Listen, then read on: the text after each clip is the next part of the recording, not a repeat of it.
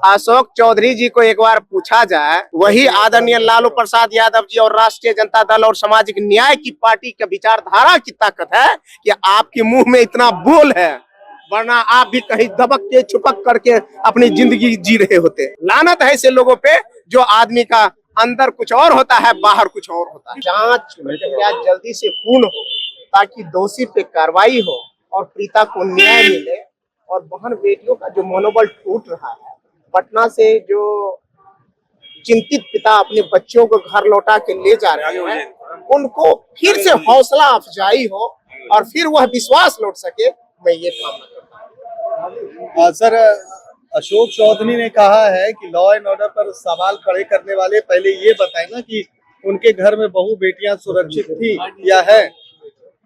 अशोक चौधरी जी क्या कहते हैं, इससे ज्यादा मैंने इस बात का रखता है कभी कि गरीब गुरबा क्या कहते हैं। अभी जस्ट मैं देख रहा था, सहरसा जिला में एक सर हुए लाश मिला हुआ है, यानी कि एक यहाँ से सिर्फ गला से ऊपर का ही भाग मिला है। अभी मैं देख रहा था सोशल मीडिया के माध्यम से। तो रोज दिन जो हो रहा है, अपहरण हो रहा है, भ्रष्टाचार हो रहे हैं, बुलडोजर चल रहे हैं, इस पे जवाब सरकार दे, ये बात मायने रखता है। तो सरकार के लोग जब सदन, मैं तो कहा कि मैं फर्स्ट टाइमर हूँ, सदन के अंदर में होता हूँ, तो मैं सोचता हूँ भैया इसी दुनिया में हूँ कि कहीं और हो, जहाँ लगता है कि राम राज है, जहाँ रसगुल्ले परोसे जा रहे हैं, जहाँ सुख सुविधा की बात हो रही है, जहाँ लोगों की ना जाने सुविधाएं ऐसे ऐसी बात होती है, तो मुझे तो खुद लगता है कि मैं कहाँ हूँ, मैं बिहार की धरती में हूँ कि नहीं हूँ, कहाँ हूँ, इस बात का मुझे ये लगता है सोचने की विवशा। और जब बाहर आता हूँ, जब इस दुनिया से देखता हूँ, अंदर में जो आभासी दुनिया चलती है और बाहर में जब देखता हूँ सच्चाई की दुनिया, लोगों की दुख दर्द से चहती और चिघाड़ती हुई दुनिया, भ्रष्टाचार में आकंठ डूबा हुआ दुनिया, और हर क्या कहता, हर पदाधिकारी और हर विभाग, तब लगता है यार आदमी के सच में एक खाने के और एक दिखाने के दांत होते हैं, और सरकार के दांत तो कुछ और ही बड़े होते हैं। सर, जिस तरह से मुख्यमंत्री आवास को लेकर कहा कि राजद के समय में मुख्यमंत्री आवास में लौंडा नाच हुआ करते थे, तेल पिलावन लाठी भंजावन हुआ करता था, लोग असुरक्षित थे, डर का भय का माहौल था। ये कौन बोले हैं?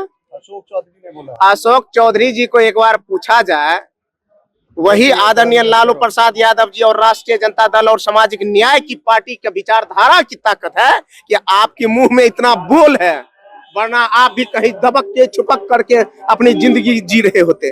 क्या बात करते हैं जो लोग सामाजिक न्याय की ताकत की वजह से आज मुंह में बोली लाए हैं, बोलते हैं, गरजते हैं, मंत्री हैं, आज वही लोग सवाल खड़े करते हैं।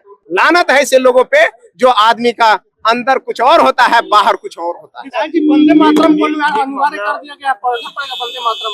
वंदे मातरम से हमें तो लगता है कि किसी को परहेज नहीं होना चाहिए, एक ये, लेकिन इस बात को अगर जबरदस्ती थोपी जाए किसी पर, तो उस पे थोड़ा सा ये लगता है कि थोपी नहीं जानी चाहिए।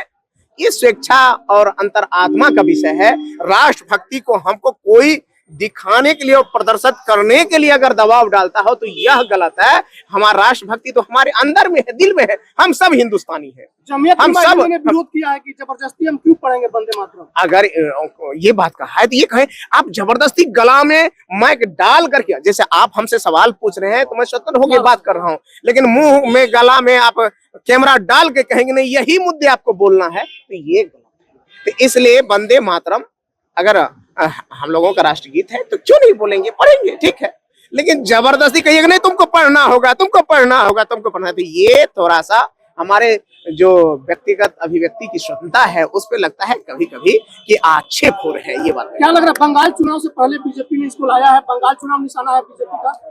बीजेपी देखिए, बीजेपी एक नाटक कंपनी है। बीजेपी क्या है? एक नाटक कंपनी है, जहां जैसा देश वैसा भेष, जहां जिस तरह का उनको सूट लगता है। इससे पहले हमारे नेता आदरणीय तेजस्वी यादव जी ने सदन में कहा कि बंगाल के चुनाव थे तो हमारे केंद्रीय वित्त मंत्री वैसी साड़ी परिधान पहन के आया थे, वहां चुनाव थे तो वहां पहन के आए, कंजीपुरी साड़ी पहन के आई, अब बंगाल में तो बंगाल वाली साड़ी पहन के आए। तो ये मतलब है कि वो जैसा देश वैसा अपने आप को ढालते रहता है, ताकि लोगों की सिंपैथी गेन किया जा सकता है, सहानुभूति गेन किया जा सकता है, लोगों के करीबी जा सकते हैं। उससे पहले हमारे माननीय प्रधानमंत्री, जो अपने आप को ओजस्वी प्रधानमंत्री जी कहते हैं, वो दाढ़ी बढ़ा लिए थे। आप लोगों को जानकारी है ना। तो भैया इसलिए तरह तरह के हटकंडे और तरह तरह के नाटक के होते हैं।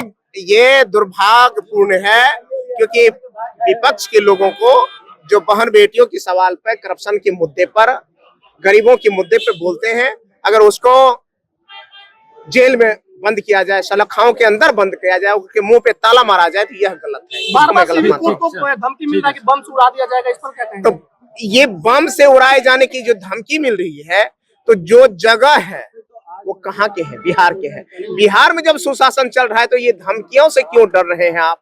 और धमकी देने वालों से क्यों डर रहे हैं? और धमकी देने वाले पैदा क्यों हुए? जब आपका सुशासन 21 साल से चल रहा है, तो आपको धमकी देने वाला कौन मिल रहा है? इसका मतलब है कि आप सदन के अंदर कहते कुछ और हैं और सदन के बाहर कुछ और होता है। इसलिए धमकी देने वाले को अगर बिहार पुलिस धमकी देकर के उसको नष्ट नाबूद कर दे, तो अगले दिन धमकी मिलेगा क्या? गुरु रहमान को भी धमकी मिली हुई है। तो वो तो मेरे लिए गुरुदेव है, मैंने पढ़ा है, तो चलिए आपके चैनल के माध्यम से भी प्रणाम करता हूँ। लेकिन एक बात कहता हूँ कि अगर धमकी देने वाले को एक बार बिहार की सुशासन व्यवस्था धमकी दे दे, जिसकी दावा हमारा लगातार सरकार करती है, तो और नष्ट नाबूद कर दे, तो क्या फिर से वो पनप पाएगा क्या? सम्राट फेल हो गए हैं, सम्राट जी फेल हुए हैं या पास हुए हैं, ये मुद्दा गौतम कृष्ण से पूछेंगे तो लोग कहेगा भैया ये विपक्ष में बैठे हुए हैं लोग तो ऐसे ही बोलेंगे। अगर आम जनता से पूछा जाए, माँ बहनों से पूछा जाए, गरीब गुरबों से पूछा जाए कि सम्राट चौधरी जी की पुलिस फेल है कि पास है, तो सही जवाब मिलेगा।